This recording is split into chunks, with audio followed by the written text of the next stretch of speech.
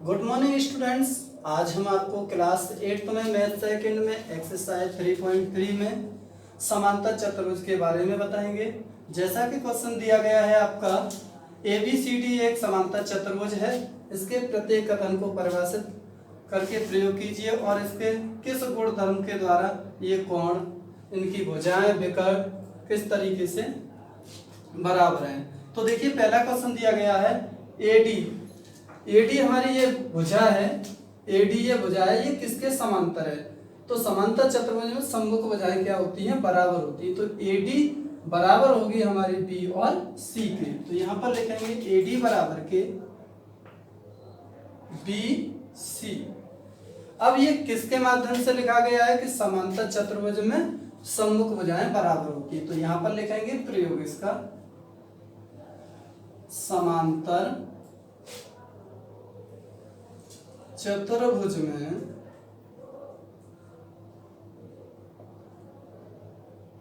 सम्मुख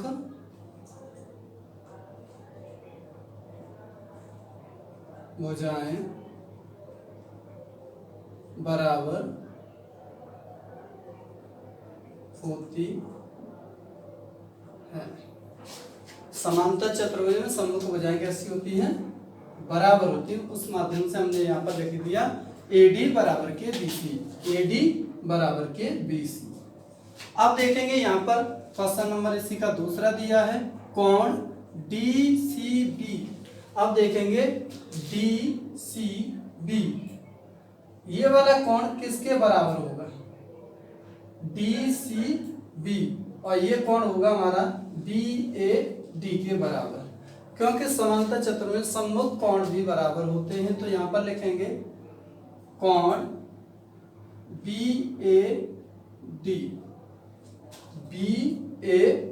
कोण हमेशा बीच में लिखा जाता है। ये कोण C है, ये कोण C है, तो इसका सम्मुख कोण कोण A होगा। ये लिखा था हमारा DCB, तो A लिखेंगे BAD। प्रयोग है, समांतर चतुर्भुज में सम्मुख कोण बराबर होते हैं, तर चतुर्भुज में सम्मुख कोण बराबर होते हैं। आप देखेंगे OC यहां पर दिया गया है, इसमें OC ये विकर्ण है AC, जो बिंदु O है उसे समद्विभाजित करता है दो भागों में। तो यहां पर लिखेंगे OC बराबर के OA। OC बराबर क्या लिखेंगे? OA। समांतर चतुर्भुज में विकर्ण एक दूसरे को समद्विभाजित करते हैं। तो यहां लिखेंगे समांतर चतुर्भुज में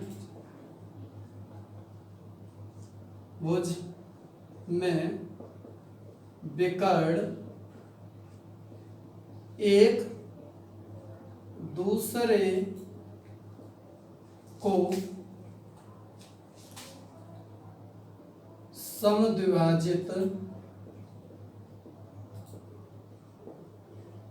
समद्विभाजित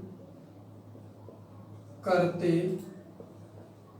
हैं, यानी बराबर बराबर भागों में बांटते हैं। इसके बाद देखेंगे यहां पर कोण दिया है DAB और कोण दिया है CDA। एक कोण और कोण D, ये दोनों कोणों का योगफल 180 अंश होगा। समांतर चतुर्भुज में आसन कोणों का योगफल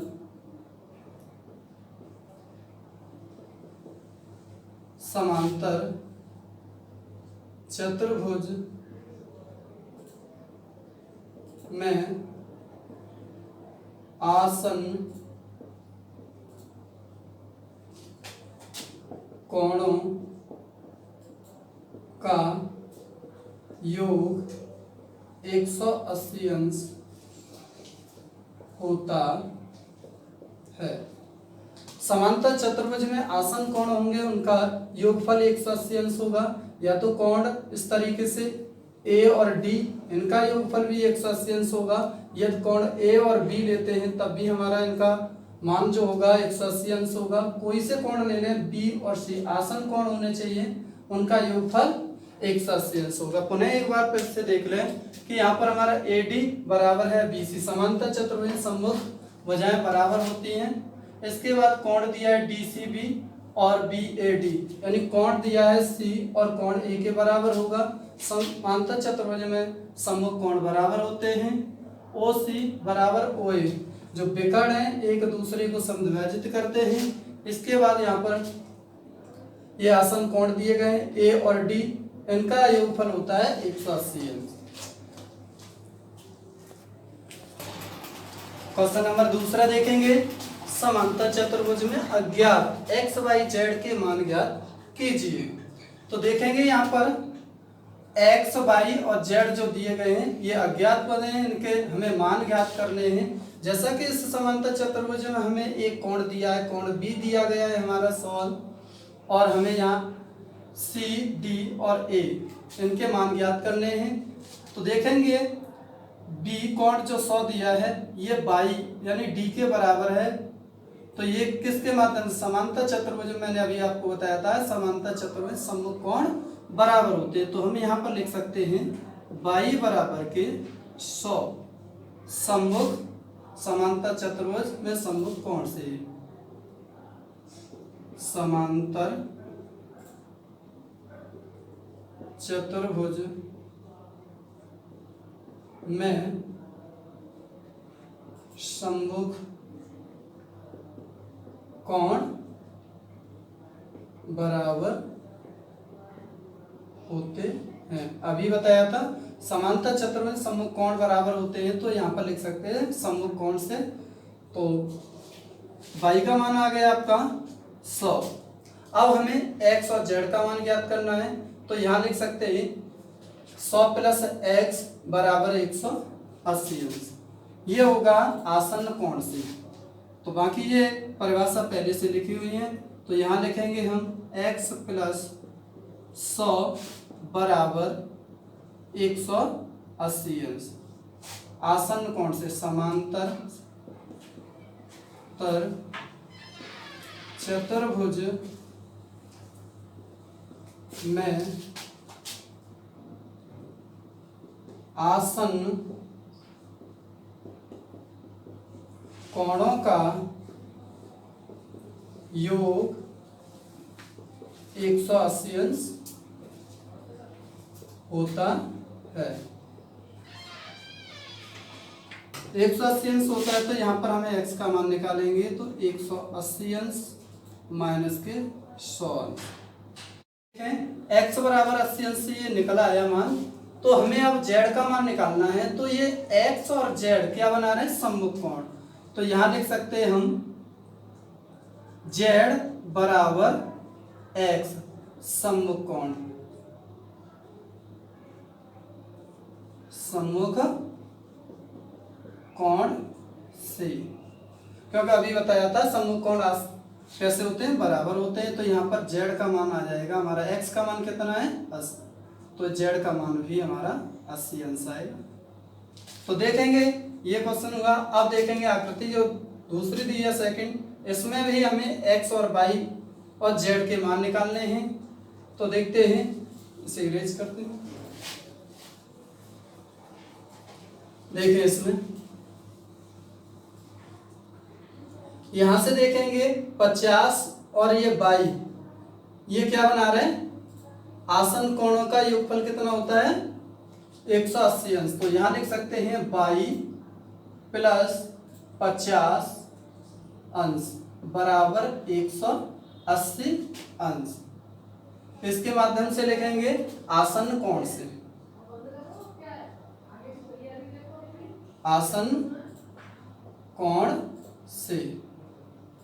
ये परिभाषा पहले भी बता दी कि समांतर चतुर्भुज में आसन कोणों का योगफल 180 अंश होता है, तो इसलिए मैंने यहाँ पर लिख दिया आसन कोण से।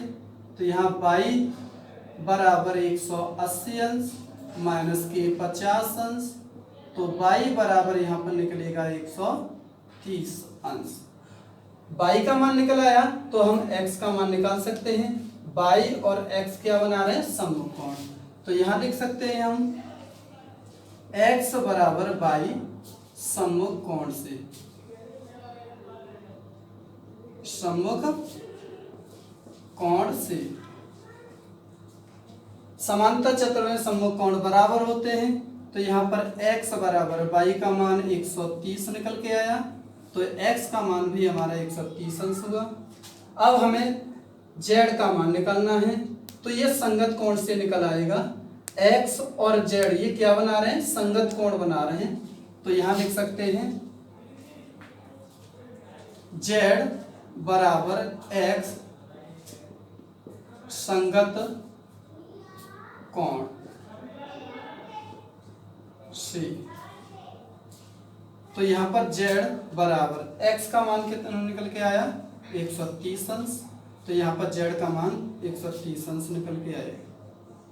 z का मान 130 अंश निकल के आया और x का मान भी 130, और यहाँ पर y का मान भी 130 अंश, और हमें एक मान दिया था और x और y और z के हमें मान ज्ञात करने थे। इस तरीके से हम समांतर चतुर्भुज में मान निकाल सकते हैं।